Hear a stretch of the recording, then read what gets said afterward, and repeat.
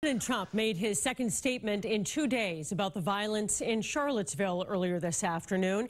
And at this time, he called out neo-Nazi and racist groups specifically.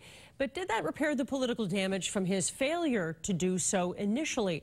Our political analyst John Keller takes a closer look. John? Paula, it's a fact of life of modern-day politics. Presidents can draw just as much heat for what they don't say as for what they do say. Think President Obama and the term radical Islamic terrorism. And this appears to be the latest on-the-job lesson learned by President Trump. This egregious display of hatred, bigotry, and violence on many sides. Amid multiple signs that his vague statement on Saturday had fallen flat, including a sharp drop in his Gallup poll approval rating, the president gave it another try, this time correcting his failure to name the Charlottesville culprits. Racism is evil, and those who cause violence in its name are criminals and thugs, including the KKK, neo-Nazis, white supremacists, and other hate groups. Will that be enough to repair any damage? Perhaps, if this is the last we hear of racist groups invoking Trump's name.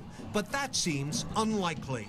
We want to overthrow Trump. We want to cause a civil war, which they admit on the news they want to do. What do we do? Today, online conspiracy theorist and Trump favorite Alex Jones was casting Charlottesville as a frame-up of the president. So they get the Southern Poverty Law Center, who's been caught doing this before, to come in, get a few people from Central casting actors to dress up, like the white supremacists. And while it's one thing for a liberal Democrat like Senator Ed Markey to say this, they were acting in his name, many of them said, when they were demonstrated. He has to make sure that he makes it clear to our country he does not want their support. It's quite another to hear it echoed by the president's biggest fan.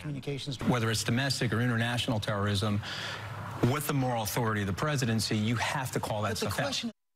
Now, Scaramucci, who, by the way, will be Stephen Colbert's guest on The Late Show tonight here on WBZ, explains Mr. Trump's initial reluctance to call out the neo-Nazis by noting, quote, the president doesn't like to do what the media thinks he's going to do, end quote. Well, if that's true, it may fall to the president's advisors to persuade him the question isn't what the media thinks, but what's the right thing to do.